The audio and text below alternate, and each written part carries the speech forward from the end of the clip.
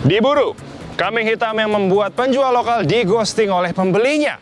Yes, gimana tidak pemirsa, banyak UMKM lokal yang sepi pembeli akibat kemajuan teknologi dengan berjualan online. Apalagi jualannya bareng sama artis. Siapa yang tidak mau kalau produk yang ingin dibeli dipakai sama artis atau orang yang dikaguminya? Kalau penjual lokal jualannya biasa saja dan nggak menarik, bye. Ada banyak platform yang digunakan oleh UMKM untuk menjual barang yang mereka jual pemirsa. Berikut listnya nih. Tertinggi tentu platform TikTok dengan angka 27,5%, disusul Shopee 26,5%, dan Lazada dengan 20,1%.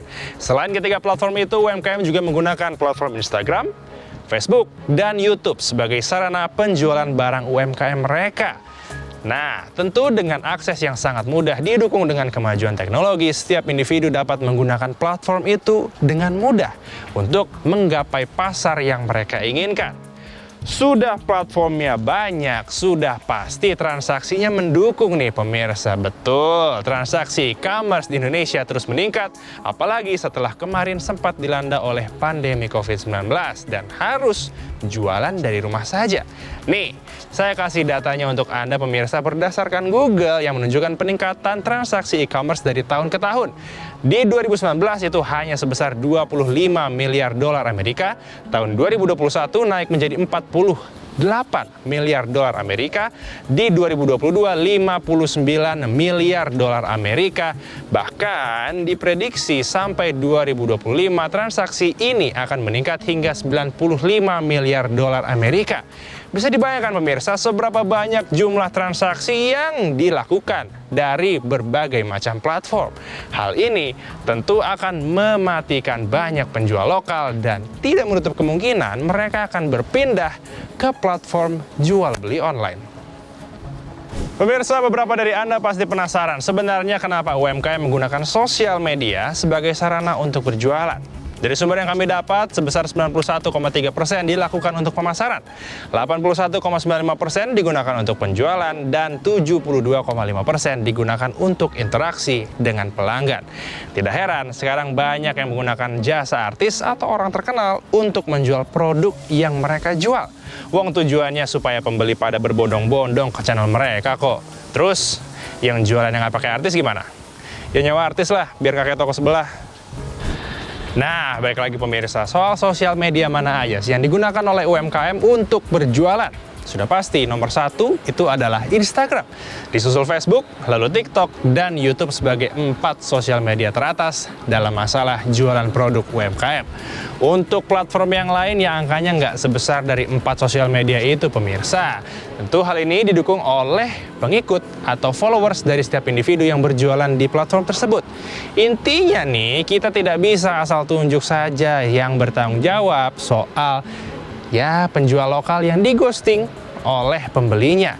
Selama belum ada aturan yang mendasar, ya tidak masalah jualan dari platform mana saja, asal cuan. Agin Fridianto, Aku Kurniawan, Bisnis Talk.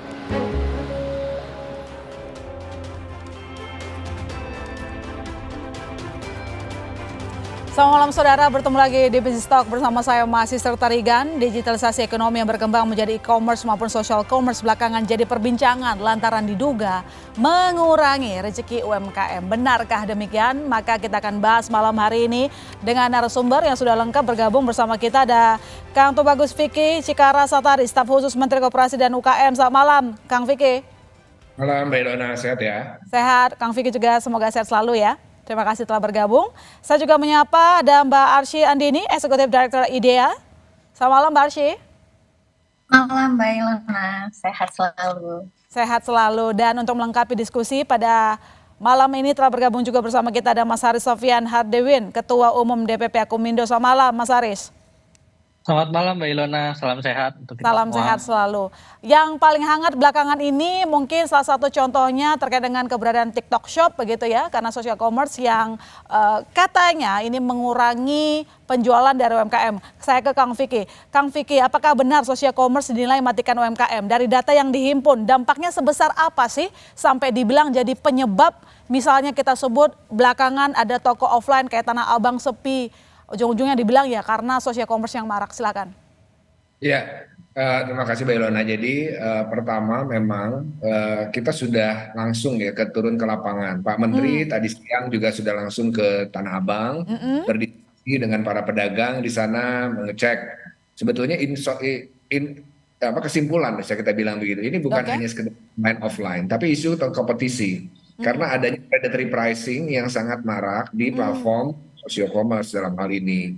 Kenapa marak predatory pricing ini sangat-sangat murah? Memang akhirnya kompetisi yang tidak sehat karena Oke. tidak ada playing field. Ya, banyak kita juga udah terima ada Pak Menteri langsung terima ada sekitar 40 seller dari seluruh wilayah, ada beberapa kategori produk. Keluhannya jelas ya dari mereka ini seller online ya. Ini di kompetisi sih udah pasti karena ada barang yang dijual bahkan dengan parfum 100 perak, ada jilbab yang harga 5.000 sampai 7.000 rupiah, ada sepatu yang 15.000, 25.000 satu pasang, itu detail harganya sudah. Ya, dan juga ada memang beberapa laporan keluhan yang dari mulai ketika melakukan live shopping ada shadow ban, sehingga ini kan pasti terdampak dari viewer. Kemudian ada pengaturan views yang kemudian Ya, akhirnya algoritma ya. lokal yang akhirnya muncul ya, ini detail data-datanya kami sudah terima. Kemudian ada fake order, jadi ada brand-brand lokal yang menerima fake order ini bahkan sampai dengan per hari ini sampai dengan ribuan order. Ketika kemudian sudah dikirimkan, ini tidak ada pihak pengordernya klaim bahwa tidak mengorder, padahal Oke. yang ini adalah loyal customernya mereka. Oke. Kang Vicky, tapi gini, kalau tadi Anda mengatakan ada predatory pricing, lalu kemudian juga ini tampaknya UMKM berat karena ada masalah tipu menipu di platform tersebut. Ini kan artinya harusnya platformnya harus campur tangan ya di dalamnya begitu. Sudah ngobrol sama platform tersebut, ini kita ngomongin TikToknya aja atau sejumlah social commerce, Kang?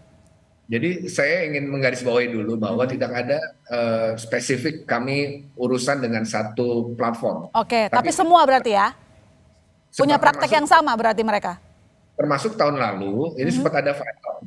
Ada 2 marketplace cross border, ini marketplace global juga ya, asing, kita undang dengan temuan tersebut. Tapi ada goodwill dalam hari besoknya, itu langsung menutup ya 13 kategori produk besar dari cross bordernya. Nah, untuk khususnya TikTok kami sudah mengundang pada rapat pada saat itu di bulan Juli.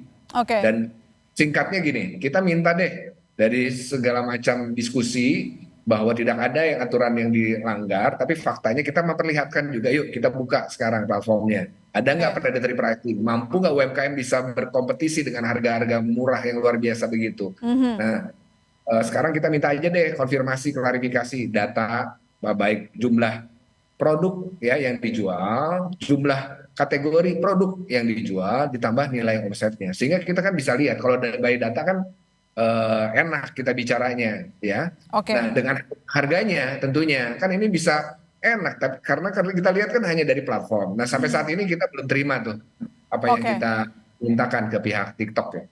Oke, baik. Nanti saya sambung lagi ke Kang Vicky, saya ke Mas Arsy dulu sebelum ke Mbak Arsy.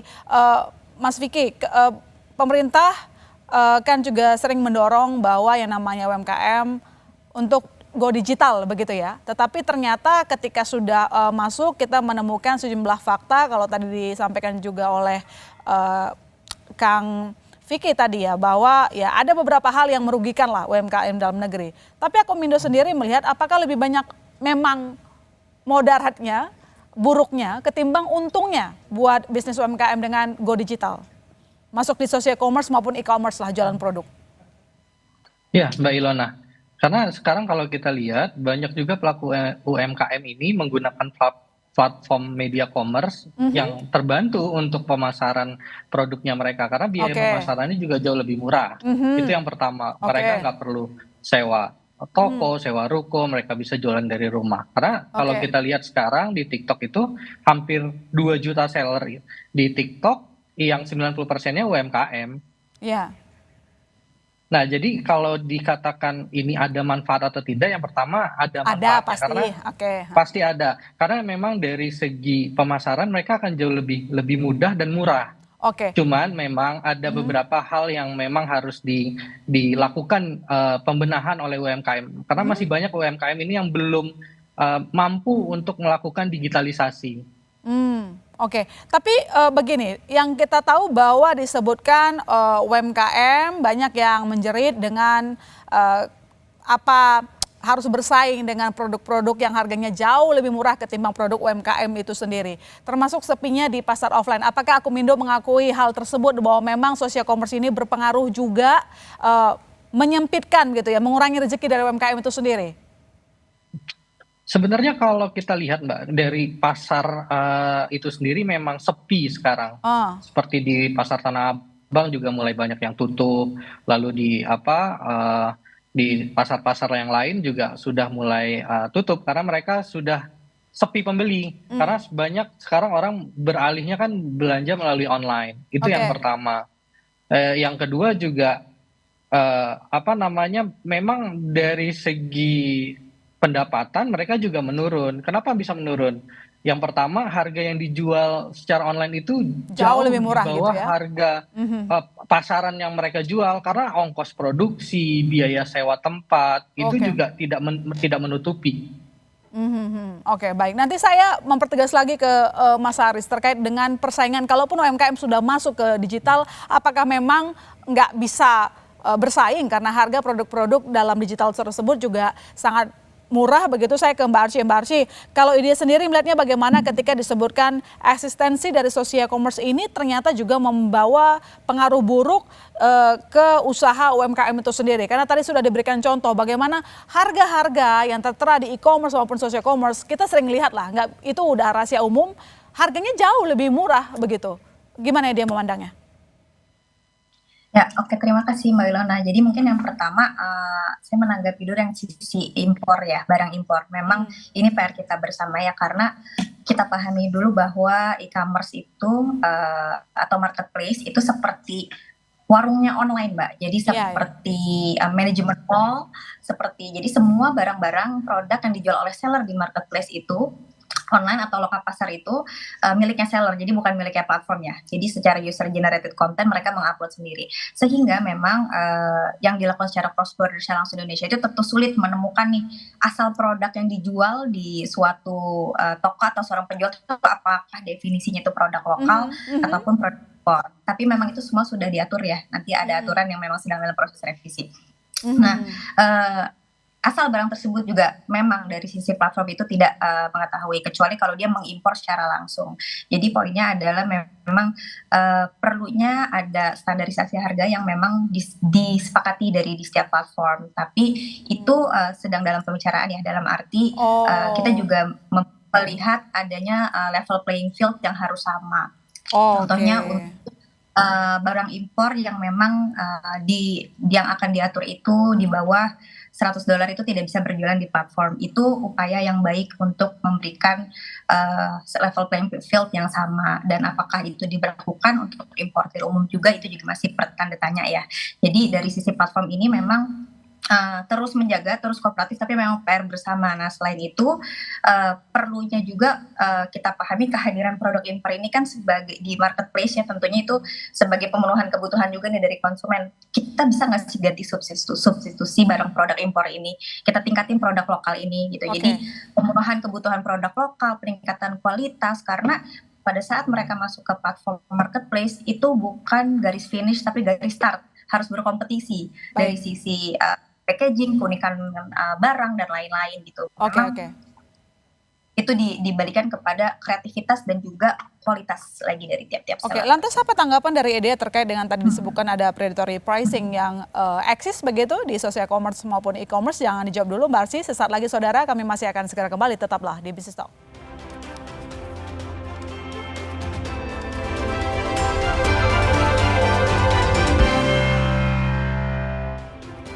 Anda kembali menyaksikan Business Talk dan di segmen ini telah bergabung bersama kita Cipta Wahyana, wartawan senior konten. Selamat malam Mas Cipta. Malam.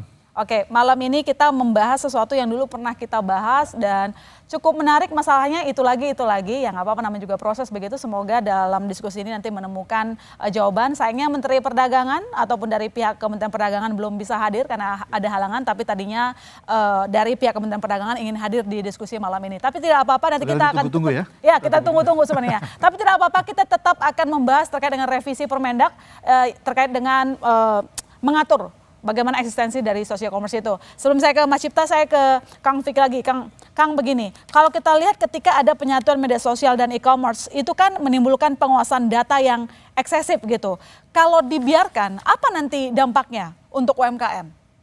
Ya, tadi aja dikasih contoh sama Kompas, ada 3 top 3 platform itu udah asing semua. Ya. Ya, kemudian juga media sosial tentunya nggak ada pemain lokal. Ya, sedangkan arahan Presiden sudah jelas. Kita harus melindungi UMKM lokal, platform lokal, dan juga konsumen. Ya. Kan platform ini kan supermarketnya. Kalau bicara offline, bicara kesetaraan nih, equal playing field. Yang offline aja itu diaturnya regulasinya luar biasa. Nggak boleh importir, nggak boleh jadi agen, nggak boleh jadi distributor, itu udah satu persatu semua rigid. Aturannya banyak. Ini juga dikeluhkan. Ini juga teman-teman Asosiasi Pedagang Offline ya, retail, Hipindo dan seterusnya. Hipindo juga menyampaikan aspirasi kepada kami. Lain kan masih terbuka. Nah, kemudian juga kita lihat bahwa ketika media sosial ini kan sebetulnya adalah pengumpan transaksi di e-commerce. Itu sudah ada dari penelitian dari Digimind dan seterusnya. Jadi percakapannya ada di sosial media. Mereka nggak check out di sosial media tentunya, pindah ke retail online, toko online yang masing-masing, atau di marketplace. Nah, ketika ditemukan, tentunya ini kan menjadi WR. Yang disebut kemarin kan awalnya kalau bicara kronologis, Pak Teten ini kan menyampaikan terkait dengan mengkhawatirkan adanya Project S dari TikTok.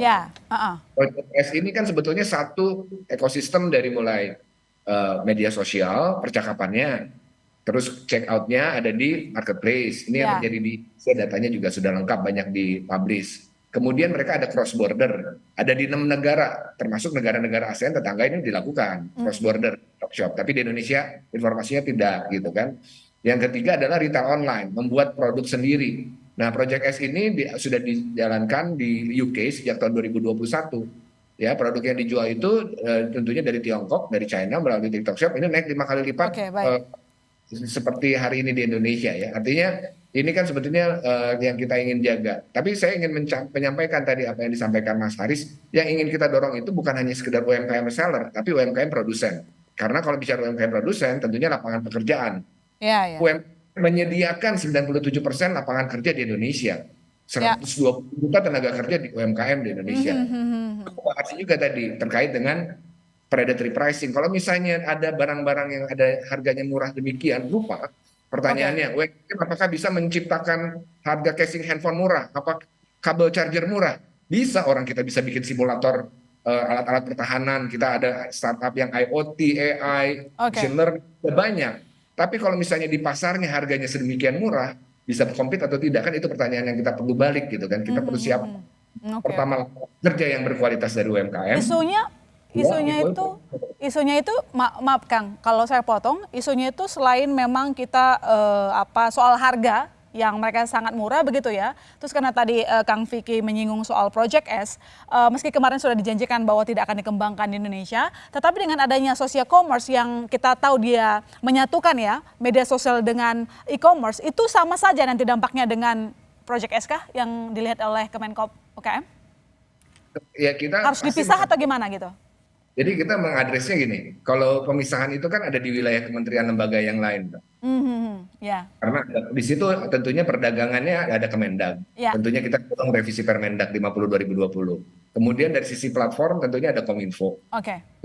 Terus kemudian dari sisi investasi ada Kementerian Investasi. Nah, Pak Teten itu berbicara dengan Pak Bahlil, dengan Pak Zulhas, dan Pak Budi Ari segera gitu ya.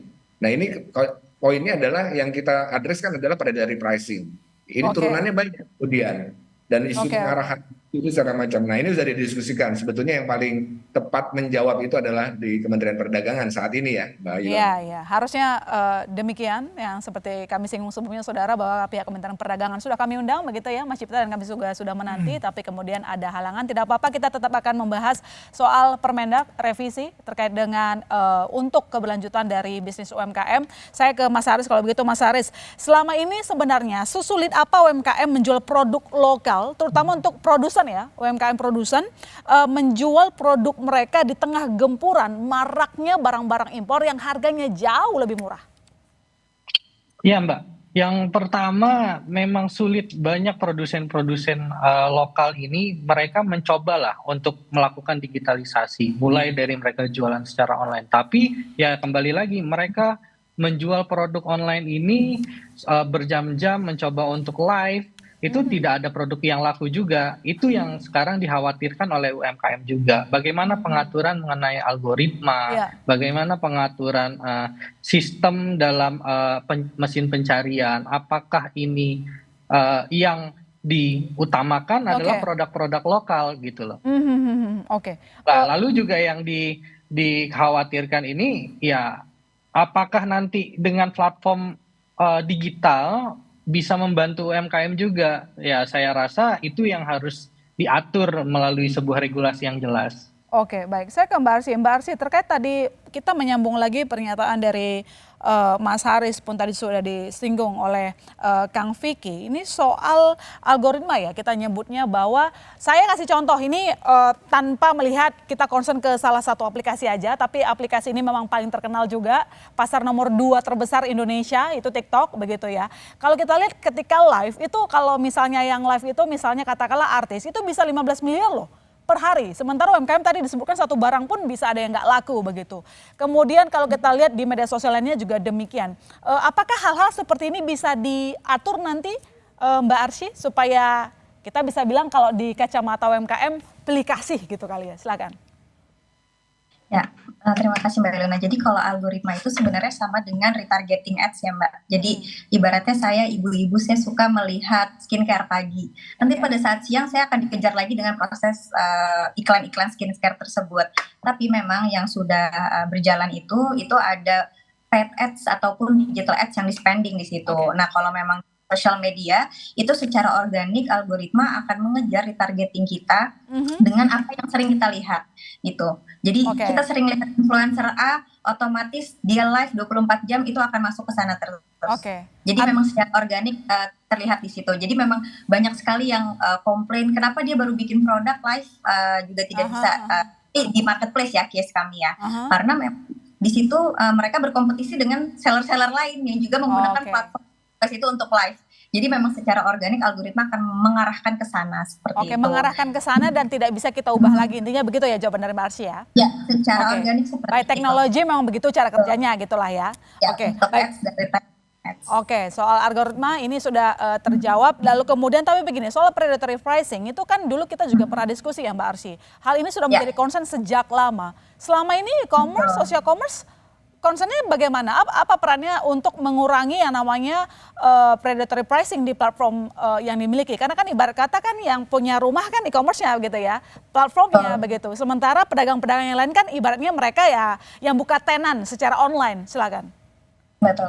Jadi mungkin Mbak Ilona ingat kayak beberapa tahun silam yang kasus Mr. Who ya Mbak. Jadi predatory pricing yang terjadi di salah satu marketplace itu adalah isunya. Tapi memang ada 4 hal hasil dari kita koordinasi dengan seluruh platform dan juga ada kajiannya. Jadi predatory pricing itu ada 4. Yang pertama dalam jumlah besar, kedua dalam waktu yang lama, ketiga banting harga, keempat siapapun bisa beli. Nah 4 hal ini diklaim jika barang itu dikatakan tidak ada standar ataupun predatory pricing yang dimanage oleh platform. Nah yang marketplace lakukan memang ini adalah subsidi promosi bisa dibilang. Kalau untuk barang-barang yang harganya agak di bawah tapi tidak banting harga tadi, 4 parameter tersebut ya untuk predatory pricing. Jadi marketplace biasanya memberikan subsidi promo agar apa? Agar demand sales-nya para UMKM ini melonjak. Gitu. Jadi memang ada banyak program, contohnya Bangga Buatan Indonesia yang kita jalan dengan Kak Vicky juga dari Kemenkop ini selama masuk dari 2020 sampai sekarang mau tahun keempat, konsisten mapping isunya UMKM. Nah, akhirnya platform melihat pada saat pandemi ini semua diajak semua on board ke platform e-commerce, bisa dibilang akses pasarnya di situ. Nah, di situ akhirnya kita menemukan kita harus ngasih subsidi promosi ke para UMKM di dalam page Bangga Buat Indonesia yang ada di dalam platform e-commerce. Nah, memang harganya agak lebih murah di situ untuk produk-produk UMKM karena disubsidi oleh platform dari sisi promosi ataupun ongkos kirim. Jadi yang dilakukan oleh platform itu khususnya untuk produk lokal sudah banyak sekali untuk kolaborasi dengan kementerian juga untuk mendorong produk lokal dan tentunya akses pasar tadi. Karena kalau udah banyak yang on board, banyak yang berjualan, yang beli tidak ada kan juga nggak ada result yang konkret ya Mbak Ilona. Jadi poin kami adalah memang predatory pricing tadi jika tidak 4 parameter itu tidak dilakukan tidak termasuk kategori predatory pricing karena memonopoli salah satu produk ataupun harga di brand itu baru dikatakan predatory pricing jika yang tadi 4 tadi dalam jangka waktunya panjang, jumlahnya banyak, banting harga dan juga bisa diakses dan dibeli sama semuanya dalam waktu cepat gitu. Oh, berarti yang ada sekarang kalau misalnya ini singkat aja Mbak Arsy, kalau dilihat misalnya buka media sosial ada harga-harga yang katakanlah di Indonesia bisa dijual 5.000 perak begitu ya, ketika ada produk impornya itu cuma 500 rupiah begitu, itu nggak termasuk predatory pricing atau sebenarnya dari platform sendiri bingung itu barang datangnya dari mana, masuk dari mana? Ya sebenarnya kalau di kita ada pengawasan konten yang tidak ada. Oke. Jadi itu apabila ada pengaduan konsumen pun ini mulai nggak make sense nih atau ini dalam persaingan bisnis tidak fair gitu. Itu ada modelnya dan itu langsung ditindaklanjuti. Kita banyak juga yang terjadi kasus penipuan di platform. Asal mereka berbayar di platform marketplace, itu semua dana ditampung dulu, tidak langsung dikasih ke seller. Jadi kita selalu mendorong makanya belanjanya itu langsung di platform marketplace, jangan langsung ke seller di social media yang tidak ada pembayaran, supaya menjaga keamanan, Mbak. Oke, sebenarnya ada pengaduan untuk konsumen katanya Mas Cipta, harusnya ini menjadi salah satu yang disosialisasikan ya ke masyarakat kalau lihat ada yang aneh-aneh, ya saling menyelamatkan lah. Karena kalau kita tahu bahwa UMKM ini menyumbang mayoritas untuk PDB Indonesia, makanya kita mendiskusikan itu malam hari ini. Tetapi pertanyaannya begini Mas Cipta, redaksional itu memandang sikap pemerintah sejauh ini seperti apa sih? Udah jelas belum dalam menanggapi social commerce ini, eksistensinya? Karena kalau kita katakanlah TikTok sudah diberikan izin loh Juli lalu untuk jadi e-commerce. Tapi kemudian Pak Teten kemarin sudah menyampaikan bahwa UMKM ini tengah terkapar loh karena harus bersaing dengan produk-produk yang harganya jauh lebih murah dan itu produk impor begitu. Dan disinggung juga soal TikTok, tapi tadi Mas Vicky bilang bahwa concernnya nggak cuma TikTok, sebenarnya sejumlah e-commerce dan juga social commerce. Tapi melihat sikap yang tampil di berita, di layar kaca maupun tulisan konten, apa yang bisa kita simpulkan Mas? Sudah harmonis belum menanggapi ini menjadi isu yang penting untuk nasional begitu? Silakan. Ya, pertama ketika sebenarnya kita di media itu juga mengamati juga ya, awal-awal ini kan memang menjadi ramai kembali ketika muncul adalah persoalan tentang social commerce, TikTok dan sebagainya. Nah itu memang cukup simpang siur ya, ketika mungkin di Kementerian Koperasi UKM bicara tentang apa, tapi kemudian sempat kan rame tentang TikTok Shop nih nggak boleh dan sebagainya, meskipun kemudian diklarifikasi dan sebagainya. Lalu tapi di satu sisi Kemendak udah memberikan izin, Kominfo juga bilang nggak boleh, dilarang total begitu ya, begitu. Tapi gini, terlepas dari dinamikanya gitu ya, terlepas dari dinamikanya dan kelihatannya semoga ini sudah semakin mengerucut begitu ya. Kalau saya melihat bahwa bagus sih TikTok menjadi pintu diskusi kita masuk, tapi saya setuju dengan mungkin diskusi malam hari ini kita harus masuk ke benar-benar poin esensinya yang lebih besar. TikTok ini hanya salah satu saja. Persoalannya kita sebenarnya kan bicara tentang digitalisasi perdagangan begitu ya. Yang ceritanya dimulai mungkin gitu melonjak drastis ketika pandemi. Nah disinilah kita mesti melihat lagi ini problematikanya sebenarnya apa sih? Karena kalau lihat di protes di Tanah Abang itu kan sekali lagi tidak hanya bicara TikTok, tapi di situ nyebut ada Shopee, ada Lazada. Terus fenomena sepi itu bukan hanya di Tanah Abang, kalau dilihat ITC, beberapa ITC, mungkin beberapa pusat handphone itu juga kalau dilihat cenderung sepi akhir-akhir ini. Jadi kalau dilihat problematikanya itu pertama, kalau saya mencoba merangkum tadi ya diskusi ini, satu adalah memang ini efek secara real disrupsi digital. Disrupsi digital itu kan kita sudah ingatkan dulu ketika pandemi, hati-hati. Disrupsi digital itu bisa menimbulkan recovery yang bentuknya K gitu ya. Jadi K-shape recovery, artinya yang bisa ngadopsi digital dia akan berkibar begitu ya. Tapi yang ketinggalan ya mungkin akan kalah begitu. Nah ini konteksnya di sini tadi sebenarnya dari teman-teman Akumindo juga cerita memang ada yang masih ada kendala untuk masuk ke digital. Memang di sini kemudian diskusinya tentang pemberdayaan UKM, program-program dari Kemendak untuk gimana sih UKM supaya onboarding ke digital ini supaya lebih cepat, supaya nggak ketinggalan begitu ya.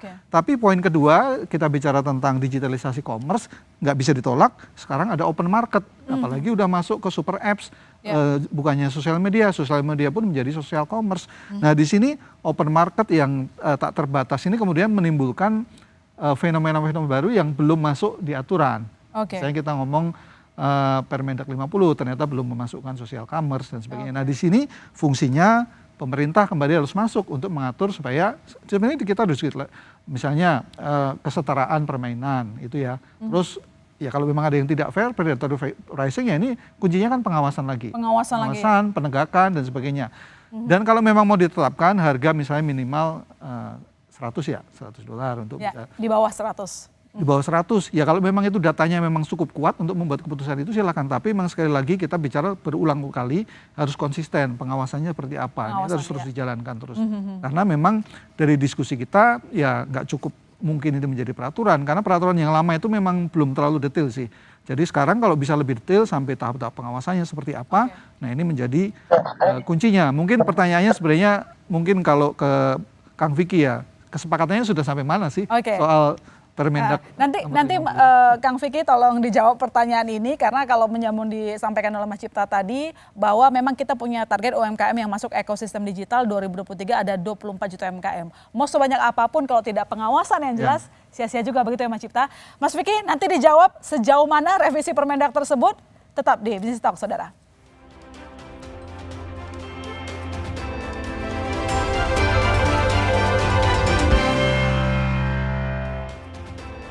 Anda kembali menyaksikan Business Talk, kita lanjutkan diskusi kita. Saya ke Kang Vicky. Kang, ini tadi kita melanjutkan pertanyaan sebelumnya dari Mas Cipta. Sebenarnya untuk revisi Permendak nomor 50 2020 itu sudah sampai mana? Ya mungkin harusnya yang jawab Kemendak, tetapi kan Kemenkop UKM partnernya ya, partner diskusinya. Udah sampai mana sih Kang? Sudah beres selesai harmonisasi lintas lembaga. Ini harusnya sebentar lagi harusnya ditandatangani Pak Mendak ya, karena ada satu lagi tentunya persetujuan Presiden, tapi tadi kaitannya dengan social commerce dan lain kebijakan, sebetulnya kan paling penting salah satunya Mas Cipta juga saya rasa setuju bahwa kita harus referensi bagaimana negara maju khususnya yang udah lebih dulu terkait dengan transformasi digitalisasi ini melakukan banyak hal, mengatur, memproteksi pasar domestiknya. Yang pertama kita kalau pasar perdagangan digital Indonesia di e-commerce ini ada 877 triliun datanya 2022. 44 ini kan hanya domestik hanya 44%. 56% itu adalah asing. Kita lihat kalau misalnya perdagangannya Tiongkok ya, China dalam hal ini 90%-nya domestik. Apa yang dilakukan oleh pemerintah China sebetulnya ada dua aturan anti monopoli yang menggunakan data dan algoritma. Yang pertama adalah Peraturan Antitrust Guidelines for the Platform Economy tahun 2021 melarang platform untuk melakukan praktik predatory pricing dan seterusnya. Dan yang kedua ada Anti-Monopoly Law di revision 2022 secara spesifik melarang praktik monopoli melalui penggunaan data, algoritma dan teknologi. Jadi ini kan referensi ya. Sekali lagi kalau misalnya kita ada kontroversi social commerce dan seterusnya, kita lihat deh negara lain, India sudah full memban ada 300-an platform, artinya juga Amerika juga demikian gitu ya, mengatur tidak boleh ada monopoli, ada migrasi data lintas platform gitu ya. Nah Indonesia sendiri ini yang dibicarakan Pak Teten dengan Pak Bahlil dengan Pak Zulhas adalah di KBLI-nya sendiri masih web portal. Satu untuk bisnis online ini baru web portal, mau bisnis apapun. Nah ini juga kan menjadi concern kita ya, bagaimana kembali kepentingan UMKM ini bisa menjadi tuan rumah di negara sendiri, pasar fair, equal playing field, ya bisa bersaing. Demikian Mbak Ilo. Tapi untuk isinya sendiri bisa di-spill ke kita, Kang, termasuk ada impor cross border di bawah $100 ya? Ya, jadi yang pertama, yang utama adalah produk impor yang dijual di platform e-commerce, kita pastikan harus ada keterangan yang jelas, izin impornya, harus menjelaskan keterangan barang asal, origin, kemudian keterangan berbahasa Indonesia, dilengkapi dengan sertifikasi tentunya sesuai dengan aturan baku. Ini kan equal playing field. Nah, kemudian harus memprioritaskan, mengutamakan ya dari produk UKM. Harus Oke. bisa menyelesaikan dalam waktu singkat, selambat-lambat ada harinya lah. Nanti saya terlalu teknis nanti, Oke, oke. karena banyak UKM-UKM yang melapor pada platform ini terima keluhan dari UMKM yang kita terima. Oke. Banyak, ada barang yang bajakan bahkan yang dijual, ada barang yang murah, ada barang yang dan segala macam permasalahannya. Ketika report, diresponnya lama, banyak aturan Oke. yang berliku, banyak sekali yang harus dilakukan gitu ya. Akhirnya ya sudah sulit untuk direspon, sedangkan UMKM kan terbatas. Nah, Oke. terkait batasan cross border barang impor 100 US dollar ini juga menjadi satu hal, tapi nanti akan dibuatkan positive list. Jadi sebetulnya ada ruang ya, sebetulnya kalau misalnya ada urgensi tertentu, barang tertentu untuk Oh, oke, oke, oke. ini harus diputuskan oleh di level menteri ya. Oh, Dalam berarti hal dia ini bentuknya nggak mutlak ya, Kang? Misalnya nih, kan ada beberapa bahan baku yang kita tuh masih tergantung impor dan digunakan oleh UMKM dalam negeri. Nah, itu nanti beda lagi gitu aturannya. ada positive list ya, tapi rasanya kalau yang tingkat urgensi, kan ini kan bukan sembako juga ya. Iya, iya. Lain-lain sih kita lihat bahwa saat ini UMKM kita bisa memproduksi banyak hal, tapi poinnya adalah kesempatannya yang harus diberikan secara fair. Oke, oke. Saya ke Mas Haris. Mas Haris, gini, kita cinta UMKM dan memang terbukti menyumbang pertumbuhan ekonomi yang dominan begitu. Tapi apakah UMKM bisa menyediakan kebutuhan pasar, lalu kemudian menyediakan katakanlah bahan baku yang dibutuhkan oleh UMKM ketika misalnya revisi dari Permendak nomor 50 2020 ini disahkan, salah satu tadi kita sebutkan ada impor cross border di bawah $100 itu dilarang. Bisa nggak kita? Saya rasa seperti yang disampaikan Kang Vicky tadi, UMKM kita cukup mampu lah untuk Mampu ya. memproduksi produk-produk, apalagi untuk kebutuhan sehari-hari kita, mungkin seperti Oke. pakaian, seperti ya makanan ringan dan lain-lain lah yang menjadi konsumsi kita sehari-hari. Karena memang komponen penting UMKM ini supaya bertahan itu memang ada 3 hal. Yang pertama memang adanya dorongan dari pemerintah sebagai regulator dan pengawasan dalam hal ini berkaitan dengan peningkatan kualitas, produktivitas produk, supaya produk ini bisa bersaing. Seperti Oke. tadi yang Kang Vicky bilang gitu kan, supaya UMKM ini bisa naik kelas gitu kan. Oke. Yang kedua juga pelaku UMKM ini juga harus berinovasi dari segi produk. Jangan sampai nanti terlihat ketinggalan zaman lah dengan produk-produk impor, kasarnya seperti Yes. itu. Ya. Yang ketiga Mampu juga bersaing gitu ya. betul. Yang Oke. ketiga juga masyarakat atau konsumennya ini juga harus didorong menggunakan produk-produk UMKM supaya ada mindset dari si konsumen itu untuk ya yang penting murah tadi gitu kan. Kita mulai beralih dan fokus ke kualitas. Banyak kok produk-produk UMKM kita yang sangat berkualitas. Karena Oke, baik. gini Mbak Ilona, karena kita kalau menggunakan produk dalam negeri, di situ kan berarti ada perputaran uang, ada peredaran uang di Ya. situ. Otomatis peredaran uang itu kan di Indonesia, karena di beberapa kebelakang ini yang menikmati perputaran pembelian dari e-commerce ini itu hampir 90%-nya itu lari ke luar negeri. Oke, baik. Saya ke Mbak Arsy. Kalau dari IDEA sendiri, bagaimana tanggapannya terkait dengan revisi Permendak nomor 50 2020?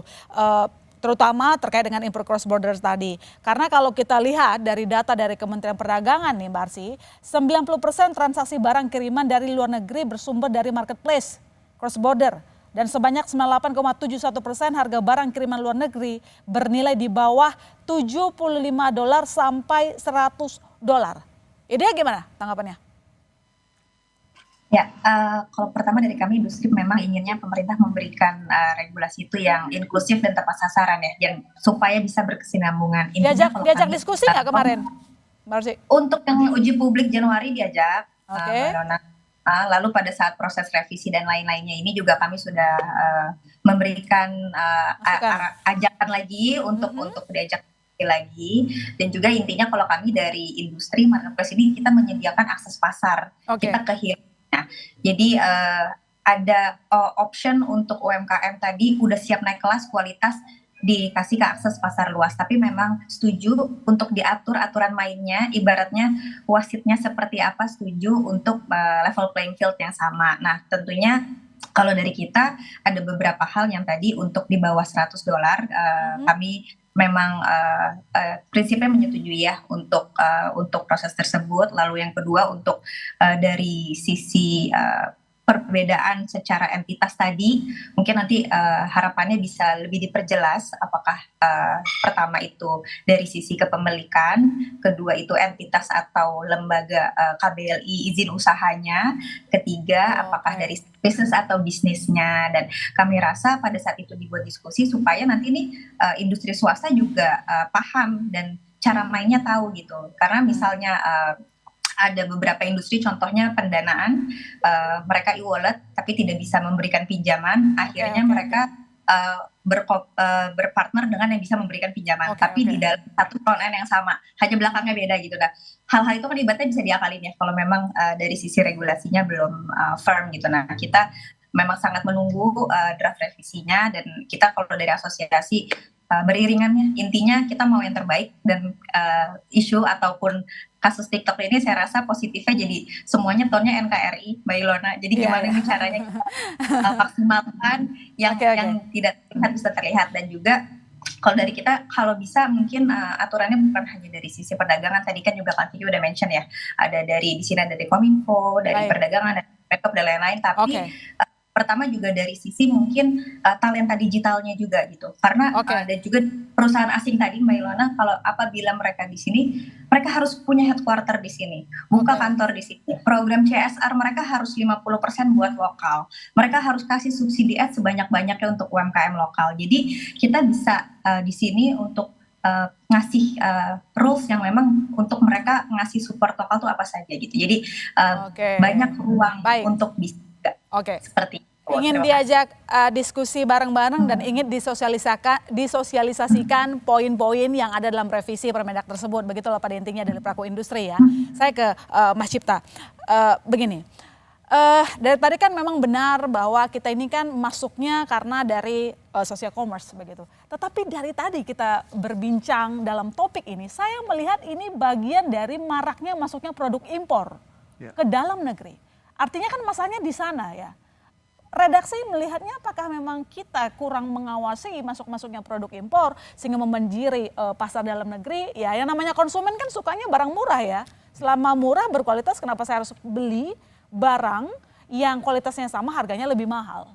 Nah, apa yang perlu segera dibenahi agar pasar dalam negeri ini bisa terselamatkan, jadi tuan di negaranya sendiri. Kalau kata Pak Teten kan bilangnya kemarin kasih contoh kayak Tiongkok begitu ya, mereka jadi raja di negaranya sendiri begitu. Ya bagaimana supaya kita bisa jadi seperti Tiongkok, silakan. Ya, persis.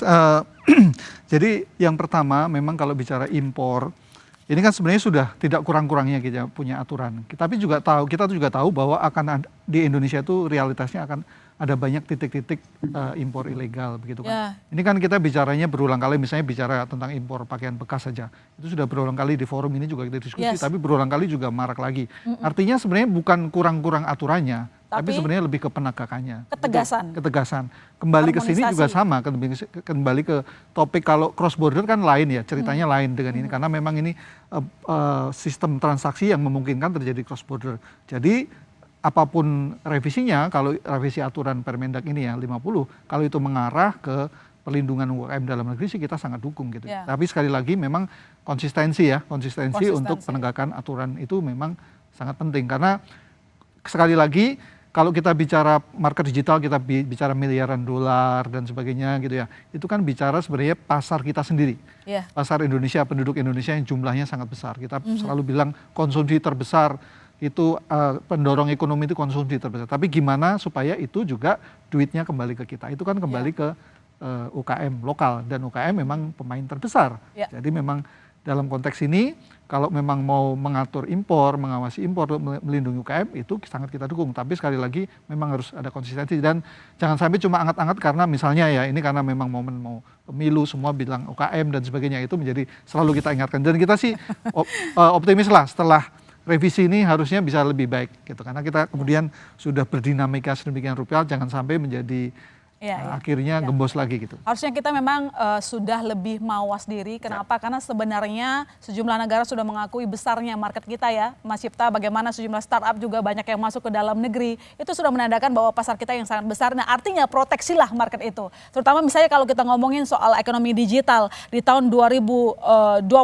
transaksi e-commerce bahkan bisa mencapai 95 miliar dolar Amerika Serikat. Well, ini terbesar ya di Asia Tenggara kalau saya tidak salah, makanya harus kita jaga. Saya tahu narasumber saya masih banyak yang gemes pengen ngobrol begitu ya, tapi maaf durasi kita terbatas. Kita tetap akan menunggu bagaimana revisi Permendak 50 2020 yang harus pro UMKM, lalu melindungi pasar dalam negeri, dan pesannya satu gitu ya, semua pemangku kepentingan harus duduk bareng, harus mesra. Jangan ada yang beda-beda pendapatnya. Saya ucapkan terima kasih banyak sekali telah bergabung dalam forum ini ke Kang Tubagus Vicky Cikara Satari, staf khusus Menteri Koperasi dan UKM bidang pemberdayaan ekonomi kreatif. Terima kasih Kang Vicky. Terima kasih Mbak Ilona. Sehat selalu, kita tunggu nanti hasilnya ya Kang. Siap. Saya juga ucapkan terima kasih ke Mbak Arsy Adini, Direktur Eksekutif IDEA. Terima kasih Mbak Arsy, sehat selalu. Terima kasih teman-teman semua. Selamat malam, dan tentu saja terima kasih ke Mas Haris Sofyan Hardwin, Ketua Umum DPP Akumindo. Terima kasih banyak. Semoga segera ada solusi Terima kasih Mbak Ilona, untuk terima memajukan kasih Kang UMKM. Vicky, Ya. yang lain.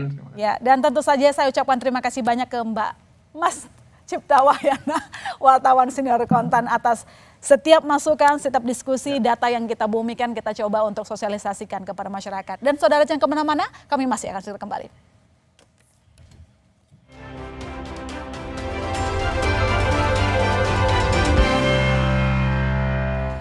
Ya saudara, kita sadar betul UMKM jadi tumpuan ekonomi Indonesia. Sudah barang pasti harus dilindungi, maka dari itu kita akan tunggu kebijakan dari regulator yang pro UMKM, artinya pro ekonomi Indonesia. Saya masih Sertarigan undur diri, sampai jumpa Selasa depan di Business Talk.